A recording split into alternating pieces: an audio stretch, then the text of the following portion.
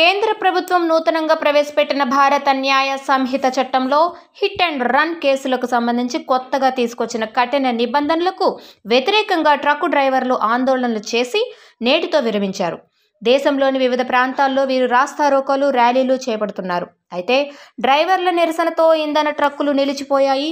దీంతో ఇంధన కొరత ఏర్పడనున్నందున భయంతో పలు రాష్ట్రాల్లో వాహనదారులు పెట్రోల్ బంకులకు క్యూ కట్టారు.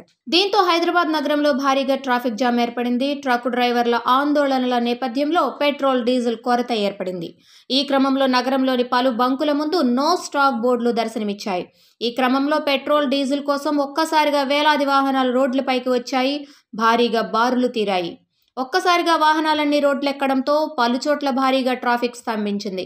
మహారాష్ట్రలోని నాగ్పూర్లో సోమవారం రాత్రి నుంచి పెట్రోల్ బంకులు కిటకిటలాడుతున్నాయి. హిమాచల్ ప్రదేశ్, మధ్యప్రదేశ్, జమ్మూ కాశ్మీర్, లద్దాఖ్లో సైతం ఇదే పరిస్థితి కనిపించింది. కొన్ని చోట్ల అయితే బంకుల వద్ద వందల మీటర్ల వరకు వాహనాలు బారులు తీరాయి. ఇందుకు సంబంధించిన దృశ్యాలు సామాజిక మాధ్యమాల్లో తెగ వైరల్ అవుతున్నాయి. ఇదిలా ఉండగా హిట్ అండ్ రన్ కేసుల విషయంలో కేంద్ర ప్రభుత్వం కొత్త నిబంధనలు తీసుకువచ్చింది. ఈ చట్టంలోని నిబంధన ప్రకారం రోడ్డు ప్రమాదాలకు కారణమైన వాహన డ్రైవర్లు ఘటన గురించి పోలీసులకు సమాచారం ఇవ్వకుండా పారిపోతే 10 ఏళ్ల జైలు శిక్ష, 7 లక్షల వరకు జరిమానా విధించే అవకాశం ఉంది.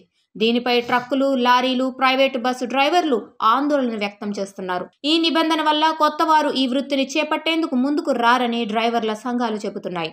మొన్నటి వరకు అనుకోని పరిస్థితుల్లో ప్రమాదం జరిగితే ఐపీసీ సెక్షన్ ప్రకారం కేవలం 2 ఏళ్ల జైలు శిక్ష మాత్రమే ఉండేది.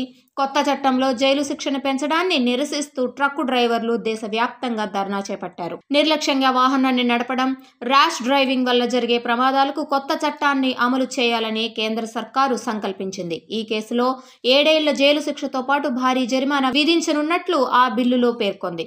ఒకవేళ ప్రమాదం చేసిన వ్యక్తి ఘటన నుంచి ఫిర్యాదు చేయకుంటే అప్పుడు ఆ శిక్షను 10 ఏళ్లకు పెంచుతున్నారు. దీంతో పాటు 7 లక్షల ఫైన్ విధించనున్నారు. దీంతో కొత్త చట్టం క్రూరంగా ఉందని, భారీ వాహనాలకు వ్యతిరేకంగా ఉన్నట్లు ట్రక్కు డ్రైవర్లు ఆరోపిస్తున్నారు. అంత అమౌంట్ మా వద్ద ఎందుకు ఉంటుంది అని ఒకరు, ప్రమాద సమయంలో గాయపడ్డ వారిని తరలించేందుకు ప్రయత్నిస్తే అప్పుడు జనం దాడి చేస్తున్నారని, ఇది ఆందోళనకరంగా ఉంటుందని మరొకరు నిరసించారు. తాజాగా మంగళవారం సాయంత్రం ఈ ధర్నాను విరమించడంతో వాహనదారులు ఊపిరి పీల్చుకున్నారు.